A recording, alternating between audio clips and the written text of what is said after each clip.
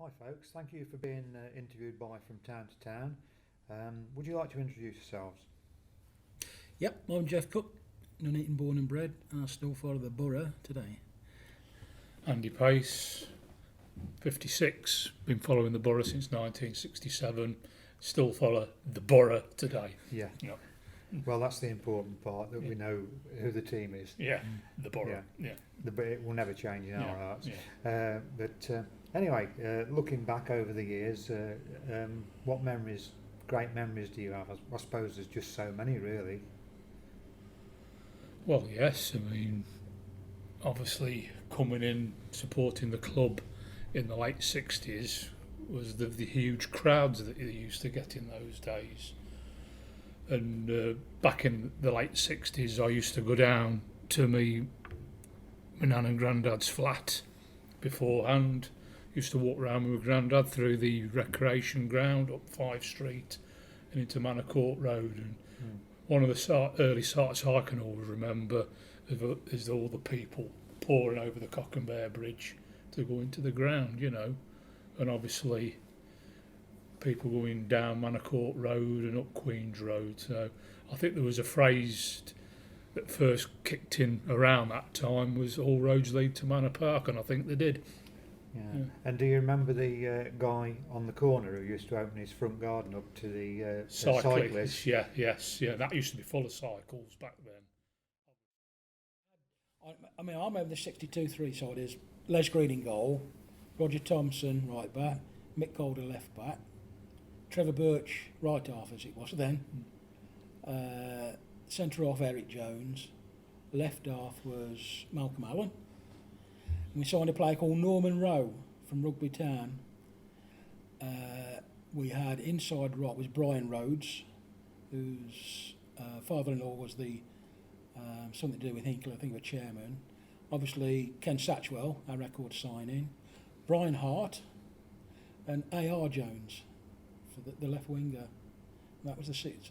I mean, that's what over 50 years ago, and you can still remember the side. The Borough had a reserve side in 62-3, and they played in the Midland combination. And when the Borough were away, Warwickshire combination. Yeah, thank you, Andy. Warwickshire combination. And the goalkeeper was a big guy called John West. Knocker. Whose nickname was Knocker. Yeah. And I think he went to Bedworth when he left the Borough. Yeah. And in 1977, I joined Texaco, and I managed their service station on the Coventry Road in Exhall. And next door was an off licence. And the first time I went in there, I thought, the guy behind the I thought, I know your face. Anyway, after going in a few more times, we started talking about football. And he said, I used to play for the Borough. I said, who are you then? He says, my nickname's Knocker. He said, but it's John West. And every time we were always talking about the Borough. Yeah. And he would tell me some stories. And about 18 months later, he said to me, he came in the garage and he says, I'm selling up. He says, I'm going back into the construction business. And he says, I've got a job in Leicestershire. And he said, I'll see you around, sort of thing. Yeah. And about less than 6 months later, the people who'd taken over the off licence, they said he'd been killed in an accident in Leicester. On the building site. And I said, what had happened? He said he fell off the scaffolding and it killed him. Well, I knew that because I used to work with his nephew, right. Terry West. Yeah. At about 79, 80. Yeah, well, I worked. Well, the place where I worked at with him was in the late 70s. Yeah. A place called Calvin Maddox over at Exhall. Yeah. And I worked with Knocker's nephew, Yeah. Ted, as we used to call him, Yeah. Because Ted's dad is spitting image of Knocker. Is he? Yeah, but yeah. I don't know if he was the elder or the younger brother, but yeah, you could tell they were brothers.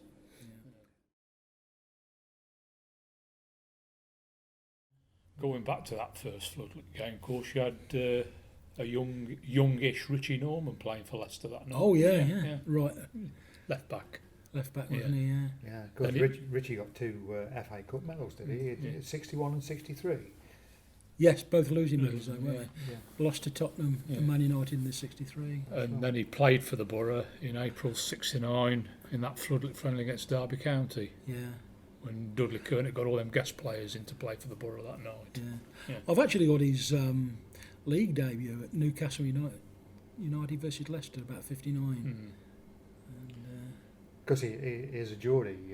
Oh, yeah. that'd be- I think he's a Newcastle going fan home. too. As a boy, he was a Newcastle fan, wasn't he? Yeah, I think he played for Hexham or something Yeah. like this Yeah. before he signed for Leicester. But Yeah. 37 he was born, so he was 22 when he, when he played his first game for Leicester. So, unlike today where they're 16, 17, 18, Yeah. he had to wait his chance. Some really exciting games during that period as Yeah. well. But the one at Atherstone sticks out in mind. I don't think did we need to win when we went to Atherstone or On the Easter Saturday, I think the win confirmed the championship. Yeah. I mean, I've got a funny story about. I know what that. you're going to say. Yeah. Of course, Dale Belford was in goal for Atherstone, and they had a player who used to play for them called Danny Martin.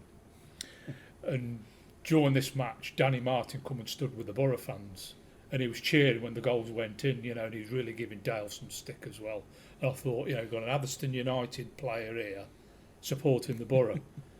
And in the dugout for Atherstone United was their manager, Ron Bradbury, who was wearing a Borough shirt He got a Borough shirt on. under his tracksuit Under his top, tracksuit, Well, He took it off at the end of the game, didn't Yeah. Well, Ron's still here today with us, isn't he? Yeah, he is. Supporting us Tremendous. and everything. he? Yeah, Yeah. tremendous. Yeah. Well, thanks for that. And, Yeah. it's been really nice talking to you.